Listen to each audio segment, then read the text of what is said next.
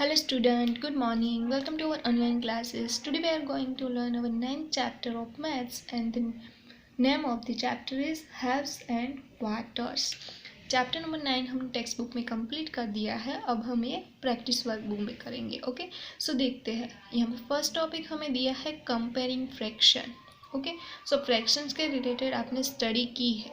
Third standard में आप fraction के रिलेटेड पढ़ चुके हो. ओके, बेसिक इन्फॉर्मेशन ले चुके हो. सो यहाँ पे हम देखते हैं हमें क्या कहा है. Shade and use greater than, less than और equal to compare the fraction. हमें दो फ्रैक्शन की कंपैरिजन करनी है और जो भी साइन आती है ग्रेटर देन, लेस देन और इक्वल टू वो हमें यहाँ पे लिखनी है. ओके, सो अब इजीली मैं आपको बताऊँ कि आपको कैसे फिल करना है. अब देखिए, आपको पता चल जाएगा कि कोई भी दो फिगर दी हो उसमें शेडेड पोर्शन आपको देखना है. कौन सा बड़ा है, ये इसमें इतना शेडेड है और इसमें इतना है, तो कौन सा बड़ा है. बिग ये है. ओके, तो कौन सा आएगा, ये फ्रैक्शन बड़ा हो जाएगा यानी कि ग्रेटर देन की साइन आएगी. समझ में आ रहा है किस तरह से. सॉरी, लेस देन की साइन आएगी. ग्रेटर देन, लेस देन और इक्वल टू. ओके, तो कौन सी साइन आएगी, ग्रेटर देन की. ओके, तो समझ में आ गया किस तरह से आपको करना है. ग्रेटर देन, लेस देन में तो समझते हो ना. आपको इन शॉर्ट ये याद रखना है कि ये जो दो साइड होती है वो जो नंबर बिग होता है, बड़ा होता है, उसकी तरफ होती है. ओके, उसकी तरफ एरो दिखाता है. ओके, तो समझ में आया. आपको इजीली करना हो तो कैसे, कि कौन सा शेडेड पोर्शन बड़ा है, ये है, तो इस तरह से ग्रेटर देन आएगा. क्लियर, समझ में आ गया. तो ऐसे ही आपको करना है. अगर आपको ऐसे नहीं करना है, कोई भी दो सिर्फ नंबर दिए हो, आपको ये फिगर ना दी हो, तो आपको कैसे करना है कि 1/2 और 3/2 है तो इसका क्रॉस मल्टीप्लिकेशन कर देना है. ये देखिए, 3 1 जा, यहाँ पे 3 आएगा और ये 2 1 जा 2, तो कौन सा बड़ा हुआ, 3 या 2. तो 3 बड़ा हुआ तो ग्रेटर देन की साइन आएगी. तो इस तरह से आपको इसके बीच में रख देने हैं. समझ में आ गया ना किस तरह से करना है. अगर सिर्फ नंबर दिया हो तो इस तरह से, और आपको फिगर दी हो तो इजीली देख सकते हो कौन सा बड़ा है कौन सा छोटा है. ओके, तो अब देखते हैं, इसमें फिगर दी है इसलिए फिगर के हिसाब से करेंगे. ओके, और नंबर दिया होता तो मल्टीप्लिकेशन, क्रॉस मल्टीप्लिकेशन के हिसाब से करते हैं. ओके, अब देखिए यहाँ पे ये दो सर्कल है, इसमें ये आधा सर्कल शेडेड है. आपको क्या करना है, शेड भी करना है. यानी कि 2/4 फ्रैक्शन है, तो ये टोटल 4 पार्ट में से 2 वो है वो शेडेड है, तो 2 मैंने यहाँ पे कलर कर दिए है. ओके, और यहाँ पे 4 में से 3 है तो ये 2 शेडेड कर दिए है. ओके, ये आपको करना है. समझ में आ रहा है ना. अब देखिए, इनमें से कौन बड़ा है, ये आधा शेडेड है और ये आधा से ऊपर यानी कि पौना है जो शेडेड है. तो कौन बड़ा है, ये बड़ा है. साइन कैसे आएगी, लेस देन की. समझ में आ रहा है ना. अब देखिए थर्ड, ये देखिए 2/4 यानी कि 4 पार्ट में से 2 को शेड करना है और इसमें 3 में से 2 को कर दिया मैंने. कौन सा बड़ा है, ये आधा है और ये आधे से थोड़ा ज़्यादा है, तो ये पार्ट है ये बड़ा है, तो क्या आएगी, लेस देन की साइन, यानी कि 2/3 फ्रैक्शन है वो बड़ा है. समझ में आया ना. दो तरीके से कर सकते हो. इसमें फिगर दी है इसलिए मैं ऐसे करवा रही हूँ ताकि आप इजीली कर सको. और सिर्फ नंबर दिए होंगे, आगे आपको नंबर भी दिए होंगे, उसमें भी कंपैरिजन क्रॉस मल्टीप्लिकेशन से करेंगे. ओके, अब देखिए टोटल 4 पार्ट में से 2 शेडेड करने हैं, तो ये मैंने 2 पार्ट कलर कर दिए है. ओके, और इसमें 8 में से 4 करने हैं, ये टोटल 8 में से 1 2 3 एंड 4 मैंने शेडेड कर दिए है. ओके, तो अब देखिए ये भी आधा हो रहा है सर्कल, ये भी आधा सर्कल हो रहा है, यानी कि दोनों इक्वल है, तो कौन सी साइन आएगी, इक्वल टू. क्लियर. अब देखिए आगे क्वेश्चन नंबर 5 में क्या है, 2 पार्ट में से एक पार्ट को शेडेड करना है. सो ये मैंने कर दिया. ओके, अब देखिए इसमें से 4 में से 2 को करना है, तो इसको मैंने कर दिया 2 पार्ट. तो ये भी आधा है ये भी आधा है, दोनों कैसे हुए, इक्वल, तो साइन कौन से आएगी, इक्वल टू की. क्लियर. अब देखिए 4, टोटल 4 में से 3 को शेडेड करने, 1 2 3 कर दिए. अब यहाँ पे देखिए 4 में से 5 में से 4 को, तो ये 1 2 3 4 मैंने शेडेड कर दिया. अब कौन बड़ा दिख रहा है, ये पार्ट बड़ा है ना, इससे भी बड़ा है. ओके, तो कौन सी साइन आएगी, लेस देन की. ओके, समझ में आ गया. चलो यहाँ तक क्लियर है ना, बहुत ही इजी है. अब आगे करते हैं. तो आगे देखिए, आगे क्या है, सेकंड टॉपिक है हमारा शेड द पार्ट.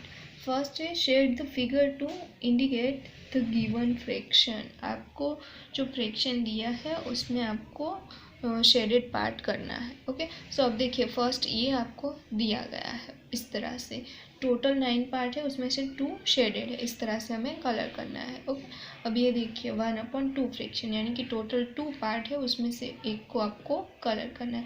अब ये तो आप समझते हो ना, जो ये नीचे वाला नंबर होता है उसको डिनोमिनेटर कहते हैं और ऊपर वाला नंबर होता है उसको न्यूमरेटर होता है, और आपको न्यूमरेटर को कलर करना है। 1 है सो 1 पार्ट आपको कलर कर देना है। ये देखिए मैंने यहाँ पेंसिल से कर दिया है। ओके, अब सी में देखिए 1/4, तो टोटल 4 में से एक को कलर करना है यानी कि 1 पार्ट मैंने शेडेड दिखा दिया है यहाँ पे। ओके, उसके बाद डी देखिए तो 1/3, तो टोटल 3 में से 1 पार्ट को आपको शेडेड कर देना है। ओके, अब 3/4 फ्रैक्शन है, टोटल 4 में से आपको 3 को शेडेड दिखा देना है। ओके, ये देखिए मैंने ये 3 को कर दिया, कोई भी 3 कर सकते हो, ऐसा नहीं कि इस 3 को ही आपको करना है। ओके, और 1/6, तो टोटल 6 पार्ट है उसमें से 1 पार्ट को आपको शेडेड दिखाना है, तो मैंने ये इसको दिखा दिया है। अब जी देखिए तो इसमें है 3/8, तो टोटल 8 पार्ट है उसमें से 3 को कलर करना है, 1 2 3 को शेडेड दिखा दिया। ओके, उसके बाद है 2/5। अब ये देखिए आपकी 3D पिक्चर है आपका, ये 3D फिगर दी गई है।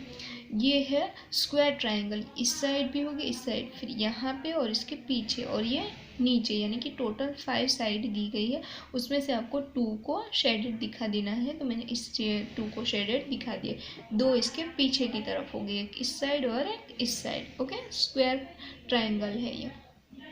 अब देखिए ये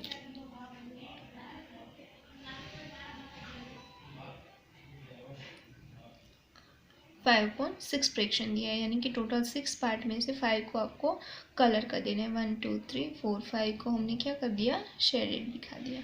क्लियर।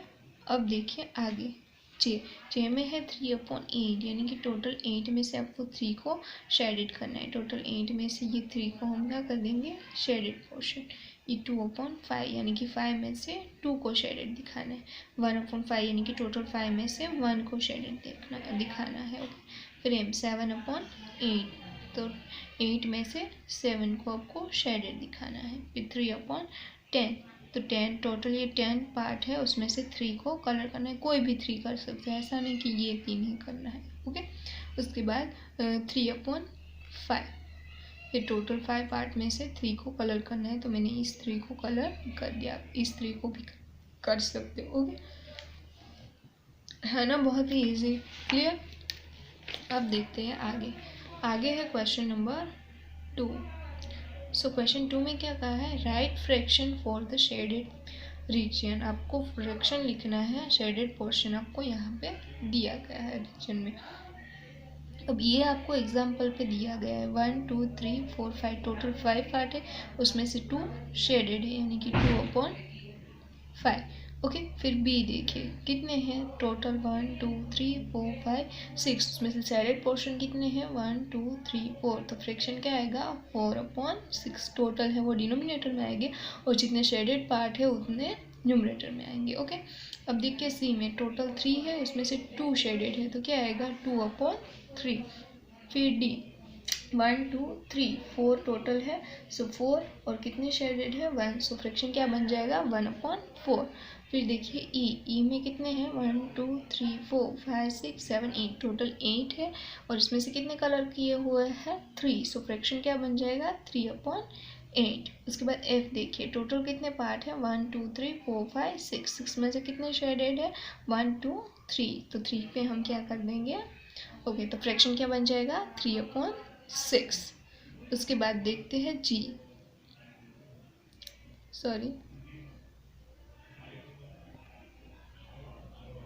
ओके, जी में देखिए टोटल कितने पार्ट है 1 2 3 4, 4 में से कितने शेडेड है 1 2 3, तो फ्रैक्शन क्या बन जाएगा 3/4। समझ में आ रहा है ना, टोटल पार्ट डिनोमिनेटर में आएगा और जितना शेडेड पार्ट होगा वो न्यूमरेटर में आएगा। अब देखिए 1 2 3 4, 4 पार्ट है उसमें से कितने कलर किए हुए हैं 3 शेडेड पोर्शन है, सो 3/4 फ्रैक्शन बनेगा। अब देखते हैं आई, सो आई में देखिए कितने हैं टोटल 1 2 3 4 5 6 7 8 टोटल 8 पार्ट है, उसमें से कितने कलर किए 4 और 5। सो फ्रैक्शन क्या आएगा 5/8।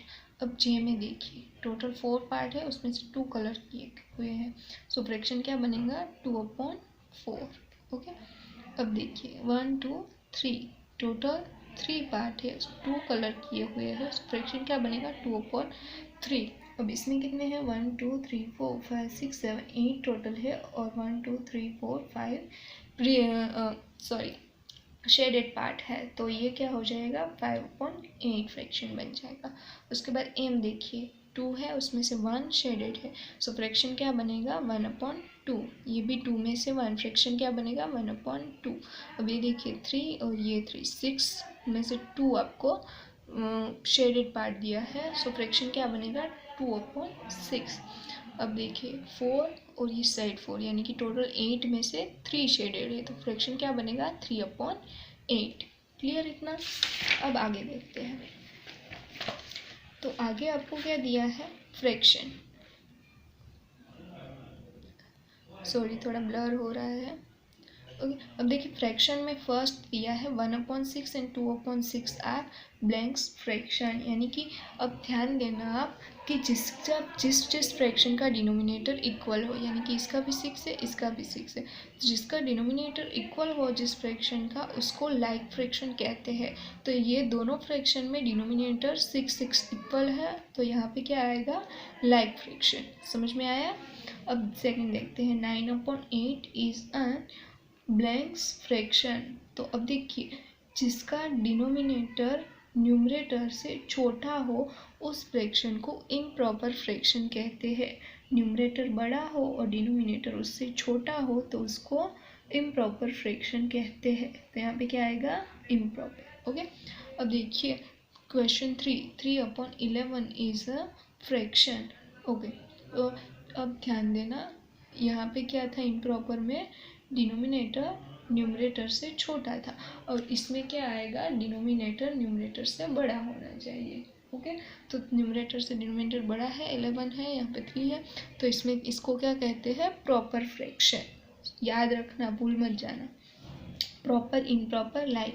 अब आता है अनलाइक फ्रैक्शन, तो उसमें देखिए 8/19 एंड 19/8 आर ब्लैंक्स फ्रैक्शन, यानी कि जिस आपको कोई भी 2 या 3 फ्रैक्शन दिए हो उसके डिनोमिनेटर डिफरेंट हो, यानी कि अलग अलग हो, तो उसको अनलाइक फ्रैक्शन कहते हैं। डिनोमिनेटर सेम हो तो लाइक फ्रैक्शन कहते हैं, पर डिनोमिनेटर डिफरेंट हो तो उसको अनलाइक फ्रैक्शन कहते हैं। तो यहाँ पे क्या आएगा अनलाइक। ओके, फिर 5 नंबर का क्वेश्चन देखते हैं। We can not add numerator directly if the fraction are, कि ऐसे कौन सा मतलब जो फ्रैक्शन होता है उसके हम न्यूमरेटर को डायरेक्टली एडिशन यानी कि ऐड नहीं कर सकते डायरेक्टली। कैसे फ्रैक्शन में?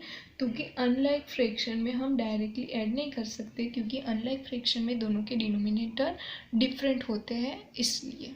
ओके, फिर we can add blanks fraction, यानी कि कैसी फ्रैक्शंस को आप डायरेक्ट ऐड कर सकते हो, तो कि लाइक फ्रैक्शन को, यानी कि लाइक फ्रैक्शन में डिनोमिनेटर दोनों के सेम होते हैं, सो आप डायरेक्ट इसको एडिशन कर सकते हो। ओके, फिर देखते हैं question number 7। The denominators of blanks fraction are equal. तो किस में डिनोमिनेटर इक्वल होते हैं? तो भी लाइक फ्रैक्शन में डिनोमिनेटर इक्वल होते हैं। तो denominator of blanks fraction are unequal, यानी कि डिफरेंट किस में होते हैं अनलाइक फ्रैक्शन में। ओके, फिर 9 राइट 5 प्रॉपर फ्रैक्शन, आपको प्रॉपर फ्रैक्शन लिखने हैं। ओके, यानी कि जिसका न्यूमरेटर डिनोमिनेटर से छोटा हो, ऐसा न्यूमरेटर छोटा और डिनोमिनेटर बड़ा, ऐसे कोई भी आप 5 फ्रैक्शन लिख सकते हो, 5 फ्रैक्शन लिखना है। ओके, फिर क्वेश्चन नंबर 10 देखो, तो राइट 5 इम्प्रॉपर फ्रैक्शन, यानी कि आपको कोई भी 5 इम्प्रॉपर फ्रैक्शन लिखने हैं। कैसे इम्प्रॉपर?